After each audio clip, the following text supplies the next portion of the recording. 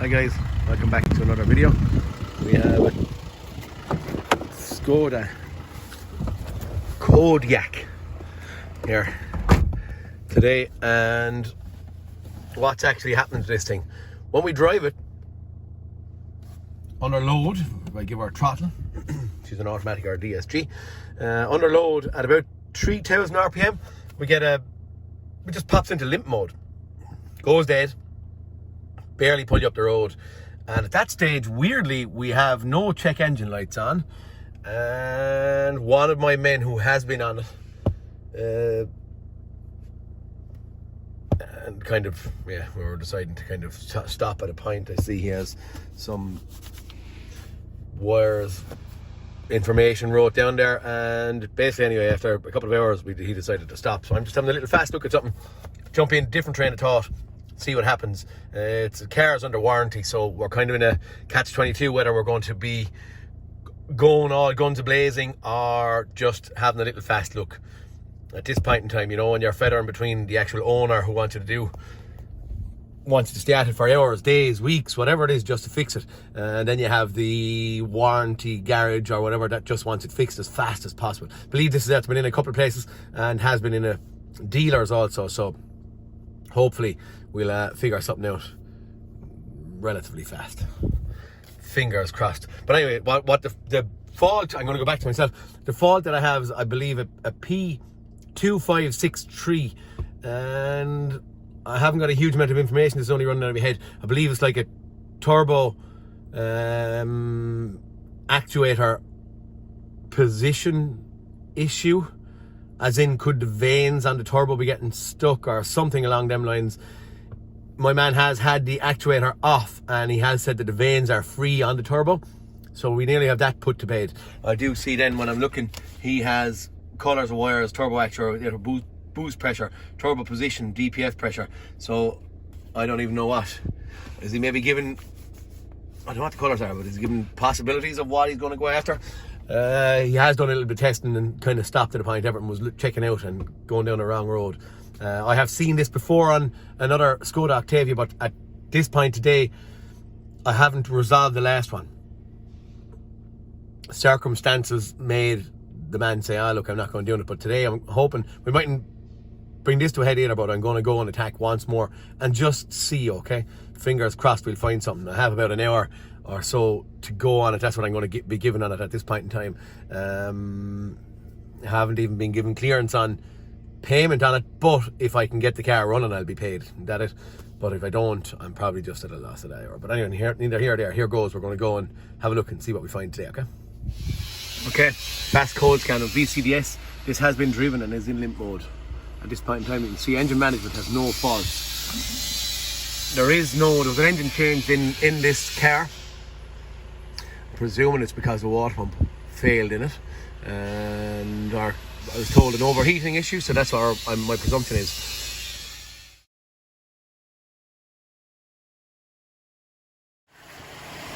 Okay guys, I could be grasping at straws here and totally wasting my time anyway, but what I'm going after here is turbo boost vane position sensor signature test, okay?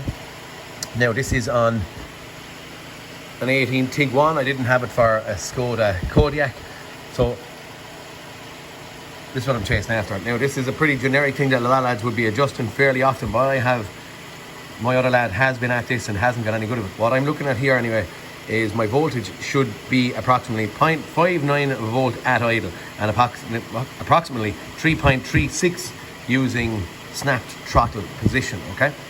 Now, idle, that is going to be full boost. Snapped throttle is where we should see boost increasing, and it actually leaves the actuator go in order to not get an overboost condition. Now, I have confirmed that I have my 5 volts 5 volt feed and my ground to the actual position sensor on the turbo actuator, but this is what I'm looking at. So think of that: 0.59, 0.36 idle, snapped throttle when the vacuum is being left go, okay? Now, up to the car, and the car is running at this point in time. what I'm doing is I'm back probing the position sensor wire while the car is running at this point. If you go and look, I have 1.1 volts, okay? I'm not going to snap the throttle, but what I am going to do is I'm going to disconnect the vacuum pipe, and the vacuum pipe is going onto the actuator, and I'm going to see what voltage I get. So I'm going to put the phone in around the engine. It's going to get noisy, but you'll see what I'm talking about. So I'm going to pull off. Okay, 3.7 volts. Right, actually that's probably just after going into limp mode now, because it saw me with the open position. I can hear the audible change in the engine. So right now I'm going to clear pause, okay?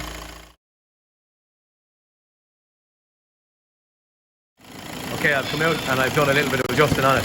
There is no adjustment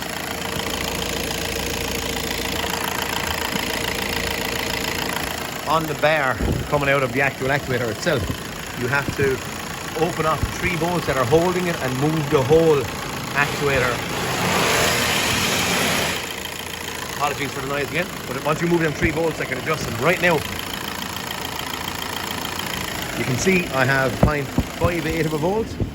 Our snob in here is asking for 0.59, okay? And then 3.36 on snap throttle. I'm not going to snap the throttle, I'm just going to pull off my vacuum pipe and see what I have. So in we go. Up. 3.24. Don't know if you saw our trigger a pause at this point in time. No, I wouldn't say so, because it has actually gone back down. It wasn't. It stopped control of that actuator the last time, and when it sees an issue there, it just stops controlling it. But right now it didn't stop controlling it because we have our 0.58, so it's still actually controlling the turbo. What have we got there? 3.24 or something like that, and our 3.36. I'm just at this point verifying my map sensor. I have 103 kPa, which is 1 bar of atmospheric pressure. kPa on my little MIDI back is on the inside, so I'm going to give it 50. So that 50 should give me 150 here. Possibly just about 150. So graphing my absolute intake pressure. We'll go up to 100 just to see. And that's correct as well. 100 plus 100 is 200. Okay, so I'm happy that is okay. I've also verified that that pipe into the intake manifold is clear. Okay, we've done our adjustments there, and after doing our adjustments I'm just going to go for a fast spin. I have a charge air pressure specified value, and I have charge air cooler intake or inlet pressure value. So that's a boost pressure sensor, and it's in at the intercooler, charge air cooler as it states there. And what I'm going to fast do, there was no real huge difference between our boost actual and our boost pressure sensor, slightly over my other chap's head. But what I do know is when I got in and drove the car, the minute I brought it up, plant the foot to the floor, as in go, up to 3 or 3,500 RPM, we hit this limp mode, went dead, no lights on the dash, and then never came back until I, in theory, cycled the key, but we have only a button sitting here. Right, so I'm have my charge pressure. I'm doing a little fast, easy drive. So right now, I'm taking off nice and easy. The girl that owned this car said that you could drive it easy for a week. Now we can recreate it within 30 seconds. So nice and easy, we can see that we're under the actual specified value. So, sorry about the camera being shaky. That's not saying anything. She could do this as much and as long or as far as she wanted. What I do see though is nearly all the time I'm slightly under what the actual or the specified is. Sorry, specified rather than the actual. Because of that, I'm liking the looks of that. What I'm going to do, maybe I'll plant the boot a slight little bit harder there in a second. We'll just see what happens, because at 3,000 RPM, quite fast, this thing would go into limp, okay? I'm gonna foot down now, and she's on climb, okay?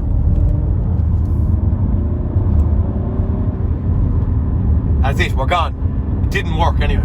We're gone dead there now. That are kicking back, it's not pulling. My boost pressure is gone, so I haven't fixed this at this point in time. What I didn't get to see very much was how over we actually were. I think it was about 100. Would it have been 100 HPA or so? Might pause that camera and look at my camera. I find on these things sometimes with graph, they can be hard to see.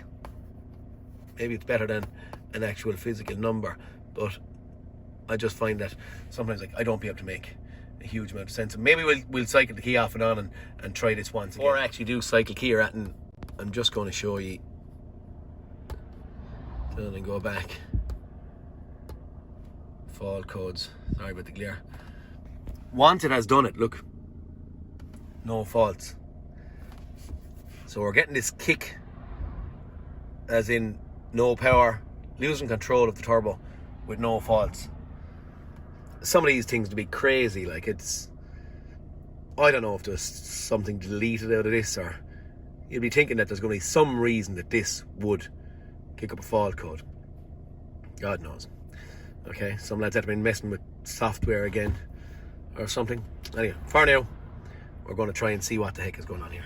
But just to show you that there is no fault codes in there, okay?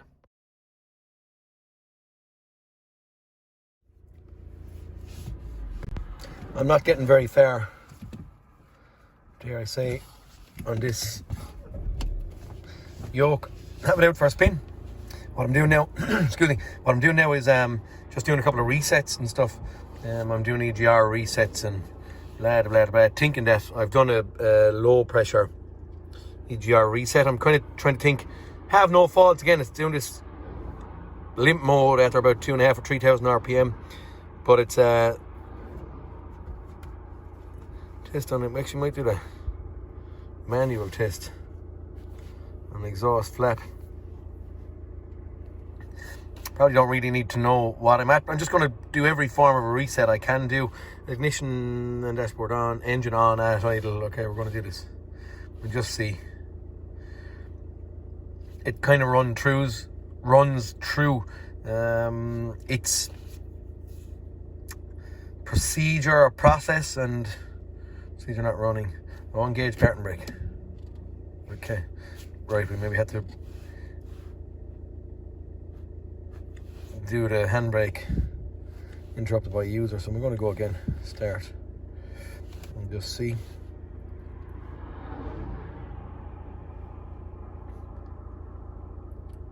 That's the exhaust flap that's in the exhaust for release, not running, release the brake pedal. Okay, jeez, man.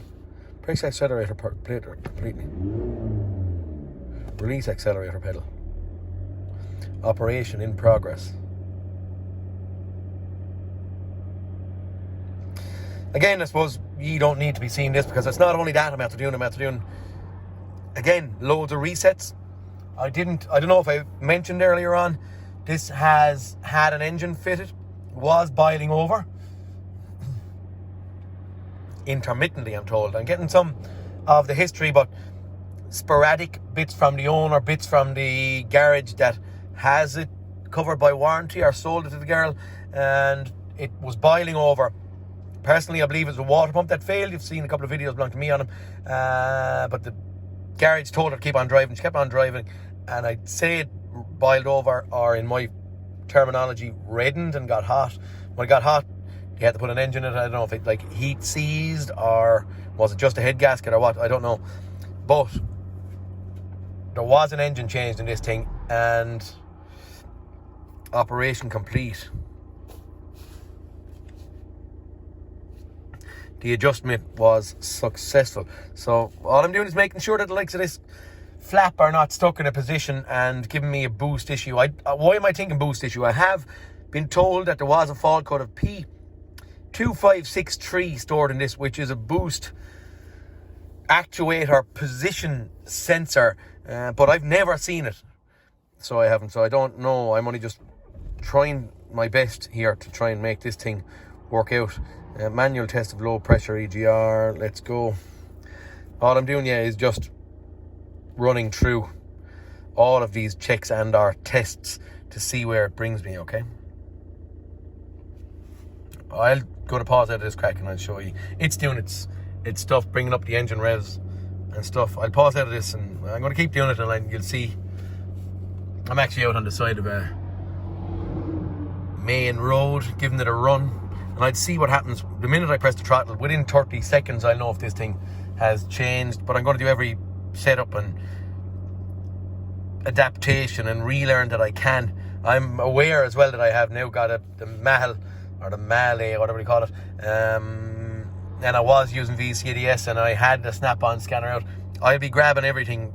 I'll swap, I'll chop, I'll change, just to see what I can come up with. But that's it. I'm going to keep on going. I'll pause out here and I'll show you when I'm finished as many of these as I can. When I was doing my adjustments here, and I went down to the very bottom, I had mass airflow plausibility test, and when I went into that and started, I don't know, right, we're going, I better leave off the brake. I'm assuming conditions are okay. I think she steps the RPM up, boom, boom, boom, 1500, 2000, whatever it may be. Oh my gosh. Stop the system and start it again. Okay. I stopped. I'm actually starting again. Okay, and then we're going to try maybe. We're going to hit that and start.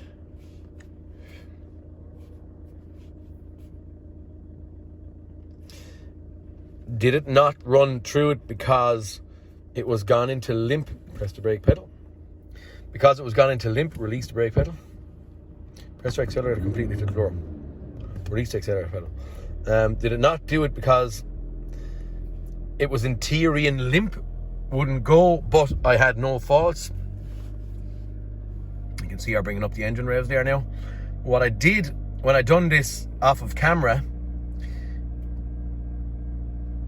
I actually got, I can see the needle, what do you call it, fluctuating at 1500 RPM. I believe what it does is it's just bringing up the engine revs and looking for a grams per second quantity, and if it's not happy with what it sees, now end system not okay. All right, now did you see that, lads? Airflow incorrect. I have never had that except for a second ago. In all my adjustments, when I was running through my adjustments, I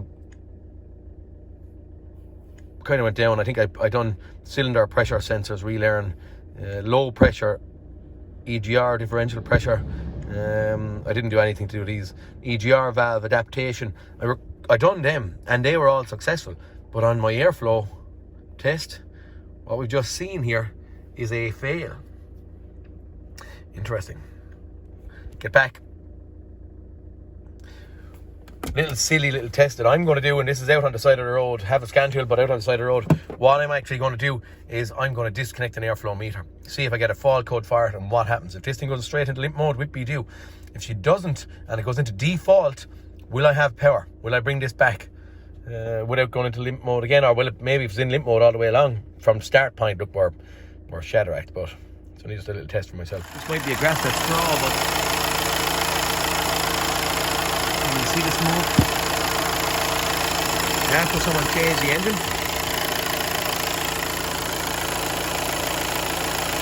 breathing quite heavy from a dipstick straw that was broken, and they have a rubber hose put on top of it. An old crankcase. Pressure could affect our airflow. Crack foot. See, lock it. Okay, what I've done now is I've taken out my dipstick and the joining, and again I put a little blocker in it, but I have no smoke at this point in time. And what I'm thinking I'm going to do, I'm going to try and do my same test. I have just erased errors. I'm going to get into adjustments. I'm going to go down to the bottom. I'm going to do air mass flow plausibility test again. Handbrake engaged. Thing is in park, correct? Okay. What I didn't see on this occasion was it never asked me to rev it. Stop the car and start again. Okay, right. We actually got this, Craig, on the last time as well, didn't I? Okay. Start. Oh, Genie Mac. It was going to actually do it, wasn't it, for me, I think. Okay, start. Back to the start again. Lovely. Right, I didn't touch that and have the brake.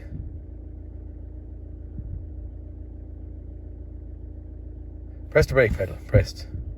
Release the brake pedal. Released. Press the accelerator pedal completely. Floor. Release the accelerator pedal. Okay. Operation in progress.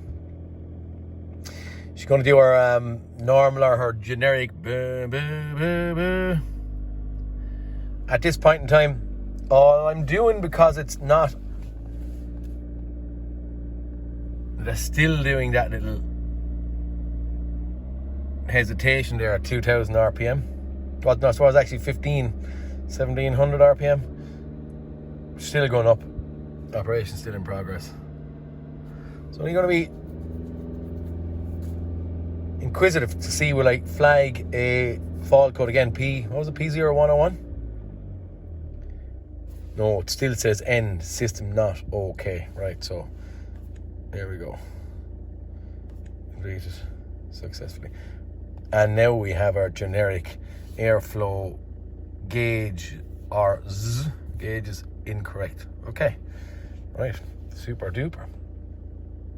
Keep on going. That wasn't the problem anyway. What I'm looking at, I'm reading up about our EGR system. We have two. We have a high pressure, we have a low pressure. And what we're deriving, or what I'm deriving at this point is, I don't know, I'm not going to read through this for you, but as you may know or may not know, that the EGR system affects airflow and turbo boost. And what we're deriving from here is that I have carbon build-up somewhere. I have carbon build-up either in the high pressure EGR cooler here, or at the valve, or I have a build-up of carbon in the low pressure EGR system, cooler here, valve here. I can see, and I might send a picture on of carbon in here, but I have to disassemble the complete EGR system in order to find it. I cannot pinpoint it from just using scan tools, and it's very tight knit. That actually is what the system looks like here, and that's only the high pressure side. The low pressure is going to be, it's at the back of the engine in by the turbo, but it's a little bit more, dare I say, awkward to get in at. It's in by, that's the low pressure side there, and there's the low pressure EGR valve. Here's where I have a build up of carbon in your car. What I can see, there's a gauze in there that gets blocked. In both the coolers there's a gauze that gets blocked. So what I'm suggesting is that we've about a day in pulling our entirety of the low pressure cooler apart, cooler out, valve out, all the pipes off, just make sure they're okay. And the same on the high pressure, which is sitting out the front. Cooler is sitting down by the side of the head. But that's what the next port of attack is, and there is no choice on this. This is what has to be done on this car, okay? That's as much as I can say at this point. Going to have to get it tore down, and once I tear it down, I'll see and know what I find only when I take it apart. That alright, guys?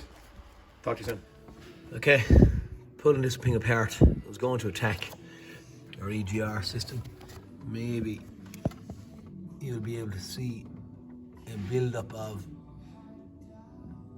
carbon in there. Possibly not. Let me get my...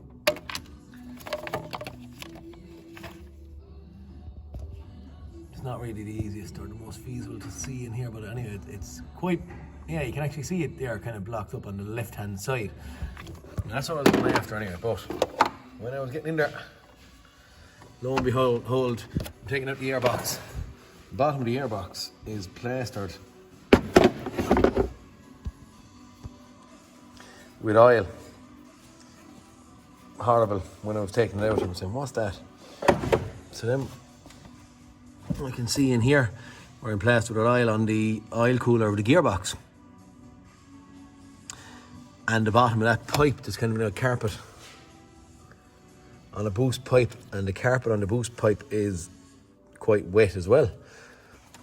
So for now, I'm thinking, I couldn't see it after doing a smoke test. I couldn't see any leak. Now, it's not a high pressure smoke tester, but it's a smoke tester, and I'm thinking I'm going to get this pipe from point A to point B off without taking it apart here. So I'm going to take it off in here. I'm going to take it off in here and back here. And we're going to do a visual on it, clean it up, try and see, can I see anything amiss? Smoke testing this.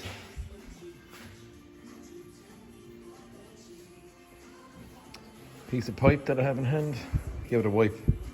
But I didn't disassemble it here. And the funny thing about it is I have no low pressure now, there's nothing coming out. So, just to show that she is filled with smoke. Okay guys, but yeah, nothing found yet. Just to show guys, this thing is one of the best jokes you'll ever buy. It's called a bladder. You can leave the air off here, pump it up here. So basically that deflates, a little bit tight there, but it deflates and it'll stick in any pipe, and well, there's the smoke inside, and fill the gap, okay? Any intake manifold or anything. If you don't know, there's the actual branding of it, okay? Easy intake it's called, okay? Does that have any good to you guys? Okay, I'm going to try and show this. I stuck a camera in there to try and see, and I want you to see it maybe firsthand. Look at the carbon build up inside in that AGR cooler. So the cooler is sitting over there. But looking at the stuff, there's some amount of stuff in there. Hopefully this is going to be of some result to us. Get that stuff out of it. Okay. She's out.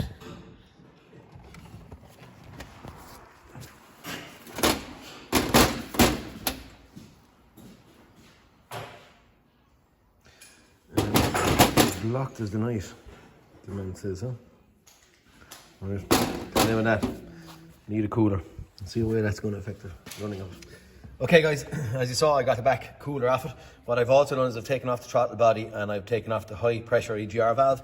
Just because of being thorough, what I'm doing is I'm just making sure I'm sending the borescope into the intake manifold, okay, and the charge air cooler, which is here. Now, there is my borescope. As you can see, sorry, there's our light actually on in my camera. As you can see, it's quite crappy in there as well. Some of the camera is kind of blocked. There's a dot of something on it, but I'm shining the light in there. When I take the light off, it's hard to see. Once the light shining in, you can actually see the build up of stuff in there. So maybe it would even be recommended that the charge air cooler be taken off and walnut blasted or something as well, like our Mazdas. But that's what the recommendation is at this point in time. Anyway, probably get that off it, just to be thorough. Our other EGR is where we're going, reasonably okay. I wouldn't say reasonably, actually it is. To be honest with you, probably perfect. It's pretty spotless, but yeah, the recommendation would be to get that off as well. Whether I get that or not, I don't know. The actual, that is quite expensive. It's over 450 or 80 euros, which is, well, I don't know what it is, equivalent in pounds or whatever currency you're using, but that's in euros. It's about, I think it's 470 or something euros. I don't know. Okay, I have the intake manifold removed also. I actually forgot to log and show this prior to disassembly, but you can see our carbon buildup is gone on the internals of it. Now I don't know whether this is going to be of any benefit. Maybe we'll do a little fast tutorial on it. This is, I'm going to go back up, or maybe over. I'm going to sit this over on top of the car, okay? Now we'll try and show this is as in detailed as we can. Okay, so our intake manifold sits that way. Our high pressure EGR valve sits in here, okay? As we said, has no carbon on it, but I'm just going to leave that sitting up here to one side for a minute. I'm going to get my manifold and put it back on my trolley there in a second. The high pressure EGR valve sits in here, is clean, but what I want to show, maybe in case anyone's getting caught on any forms of blockage or anything like that, the way for the exhaust gas to get into the intake manifold is in that little hole. It travels across through a port drilled in the inside of the intake manifold, and the holes, you can see 1, 2, 3 and 4. Now they're not washed in as great detail as the rest of it, but they are not blocked at all. It's just surface dirt that you're actually looking at. But if this EGR valve opens, which is protruding in from this side, it sends the exhaust gas up across here and in as they're direct into the intake ports as possible. So just, they can, I suppose, get blocked as well, but for now, for us, they are clear. Our problem is the low pressure side. But anyway, that's the makeup of it, and this thing is going back onto it at this point in time and being reassembled. I have water pipes and stuff kind of pulled back out of my way. There is a bracket here that supports the bottom of the intake manifold, and that's kind of it.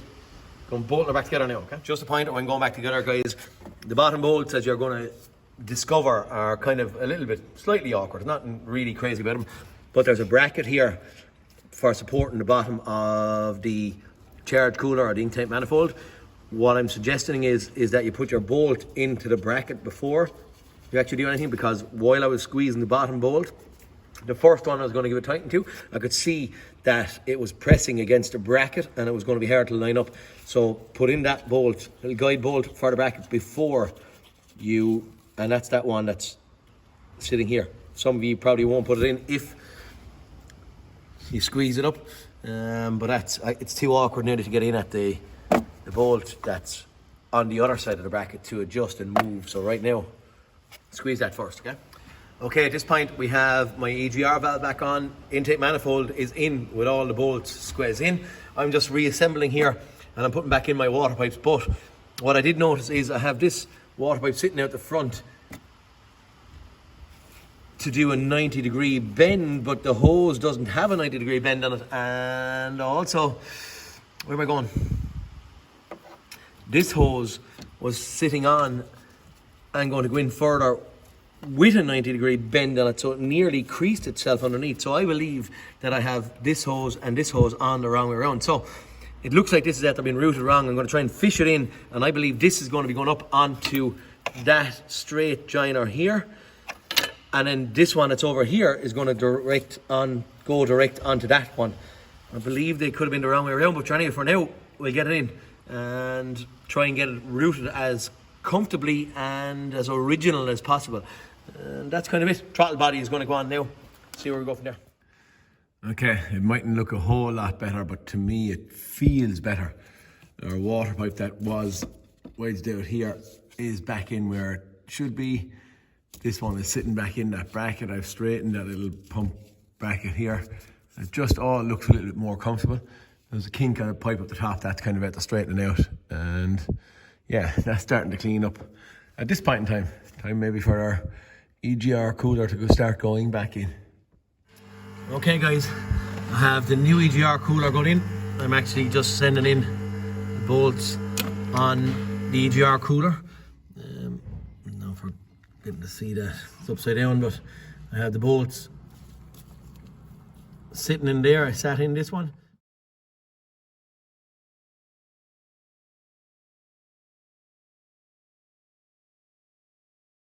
While tightening that, I loosened this one, and then I retightened that one and tightened that one.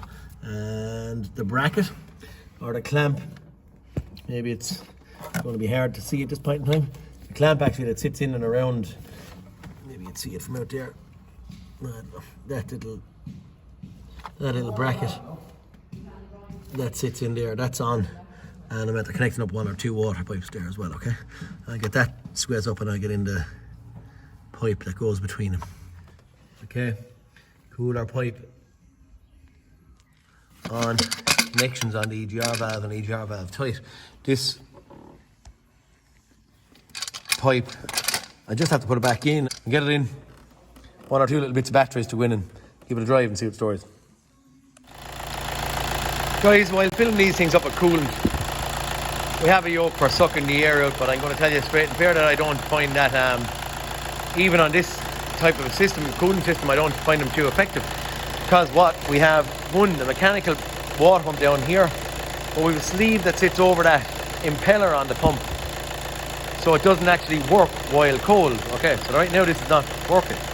Then 2, we have an electric pump sitting down below by the sump that's pumping water up and around to the charge cooler or the intercooler. And then we have at the back down below by the drive shaft, we have another electric pump, and that pump is pumping water up to the heater matrix. Okay, so there nearly is 3 separate cooling systems on this thing.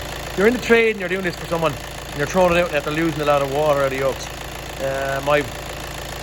That's the handy bit, I suppose, out of this thing. Just be very cautious. Don't get caught. Fill it, drive it, heaters on, as many miles, I suppose, as you can. And yeah, the long and short is just be careful, because it's 3 different systems. This charge cooler doesn't work all the time, so if there's an airlock in here, stay there for, I don't know how many miles, 50, 80, 100 miles, God knows, I haven't a clue. I just know I've gotten caught with this on occasions. Heater will be pumping straight away. That pump down there is running all the time. And then we have to wait for this one to start pumping to get the main cooling system running out through the heater. Sorry, out through the radiator itself and stuff. But just be careful on the cooling side of it, okay? When topping it up. Even though, as I said there, I have a vacuum yoke for sucking the air out of it, and then the cooling goes in vacuum based, but it still doesn't work great. We still get caught, so just be careful.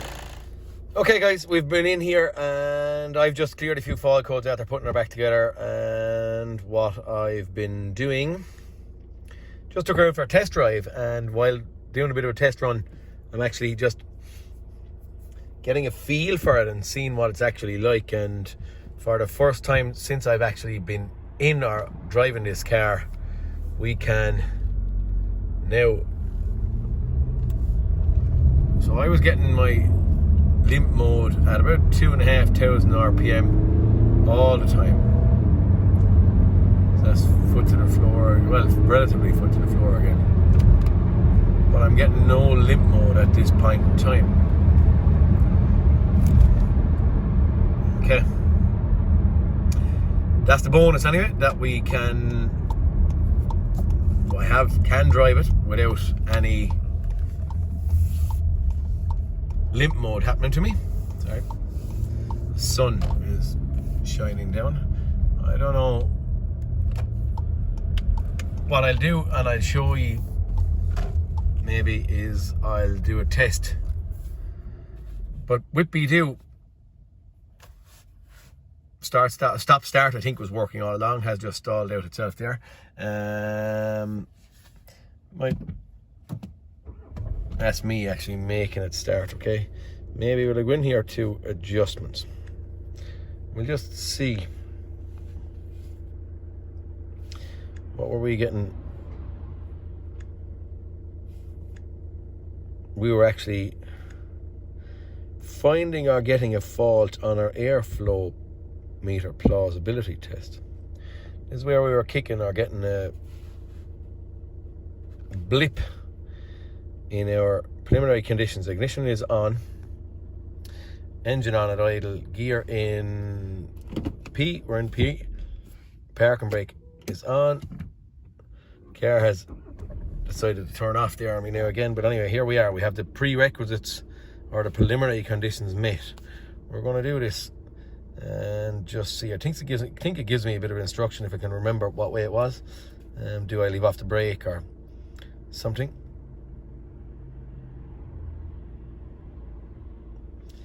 Stop engine and start again. Okay.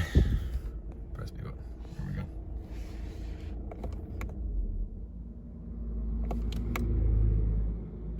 These buttons, they can be quite silly. Okay, we're after doing that.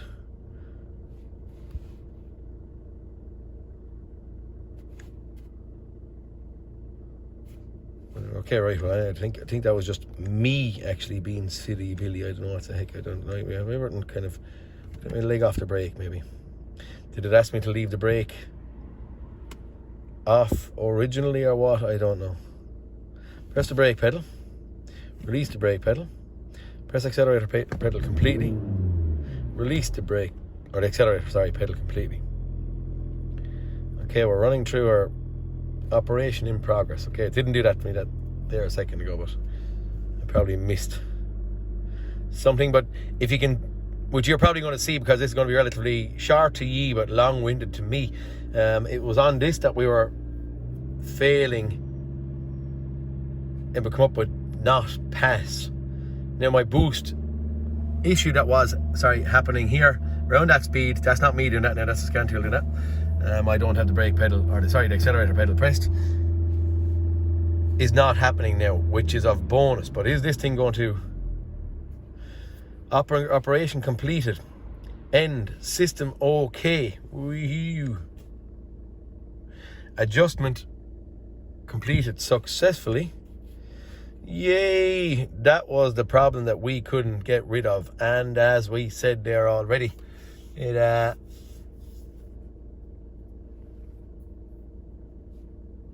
don't know, what did I say already? God knows what I said already. Yeah, it was going into limp mode, 2,500 RPM. I can't even remember if we had a light flashing here. I don't know. I'm going out of my head from a week or so ago. But anyway, long and short of it is, right now at this point in time, I'm going to give it a drive. I'm going to do a couple of miles. We're also going to get a look and just see, was the DPF cut out of this and deleted from the actual engine ECU? I do not know. For now, our drivability issues are fixed, but will they come back? Will it come back with a problem when it goes to do a regeneration? I'm gonna check it out and see if this software was changed or remapped or whatever. But for now, our initial drivability problem, which was, I suppose, the main cause or the main reason for this video, is fixed. We are going over to 2,500 RPM. It probably a bit dirty if we've been underneath this for a couple of hours. Yeah, we are done. We've a DPF in it. We have the EGR cooler replaced. And as I said there, the last thing maybe is I might put in a little bit of bonus footage if this has been remapped out of it and needs to be changed, okay? For now, guys, long-winded one, not maybe for ye, but for me, this one, I was on it, off it, on it, off it. It was timed between, maybe I said this before, between the seller of the car and the owner of the car, and I was the middleman that was trying to keep everyone cool and kosher. But anyway, for now, our problem's fixed with the DPF, EGR cooler, and every intake manifold and all that stuff. 2 EGR systems cleaned up, and whippy-doo, we are away. Job done. Guys, thanks for watching. Please like and subscribe, and I'll talk to you in the next cartoon. Peter Kennedy, signing out. Okay, guys, this thing has been remapped or deleted out of it or whatever it may be, so we're just after getting it put back into it. So it's back to the OE software version, which has a particle filter in it, which we've put into it now. But at this point in time, at least, it's going to be cleaning itself and set up for the way it's standing at this point in time, as in, i.e. there's a particle filter in it. Someone, as I said there, has taken it out. John in AHS has deleted it out of it. Deleted out the software that's in it out of it, and then reinstall the OE stuff. Don't know how to do it, can't do it myself, so can't tell you too much other than it was done. ECU came out, sitting on a bench, and he had a couple of wires going into it. May have a picture there, I might put up a picture. I didn't put a video, he didn't want to be put on video, but anyway, lo and behold, I have a picture of it being out and being benched. bench tested or whatever the heck they're going to call it.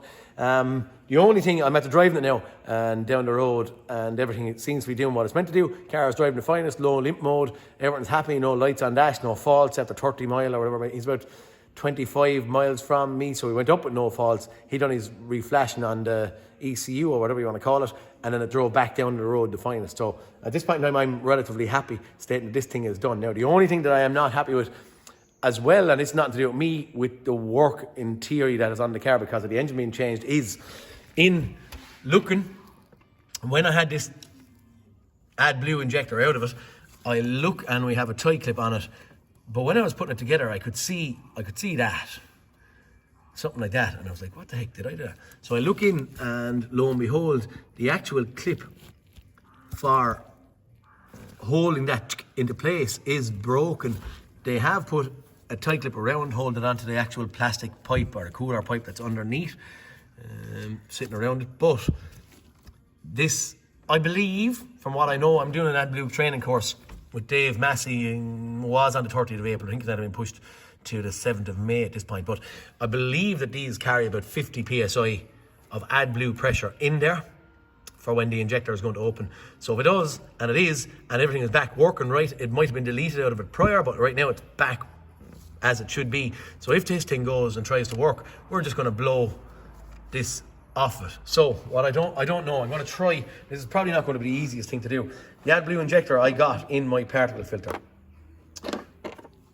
and lo and behold, there was a block connector on the top of it. Now, to take it apart, I have gone along, and I don't know if this is great. Maybe I should go along and just tell the dealership that it's needed and we should replace the pipe. But I'm going to try and see if I can change the top. It didn't come off very easy. It was stuck into it. This is the actual pipe. I would presume that the two wires that are wrapped around it are, it's only presumption because they're joined together and they're just looped around in a circle, if you can see it. Can't rightly see it. They're just looped around in a circle. I presume they're for heat to stop the pipe freezing. I know they do have big concerns with AdBlue about pipes and AdBlue freezing. So we've gotten that out of that, but what I had to do was I had to heat that.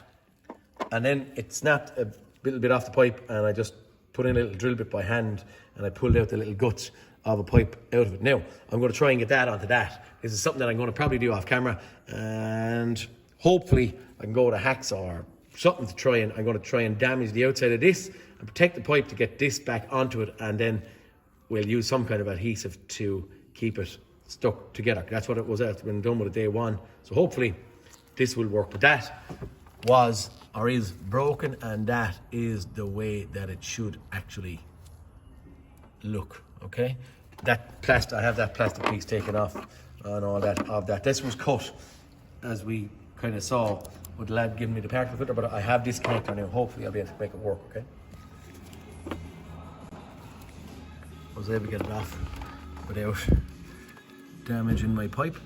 That's a line of adhesive that's around there, and use my new one to go back on.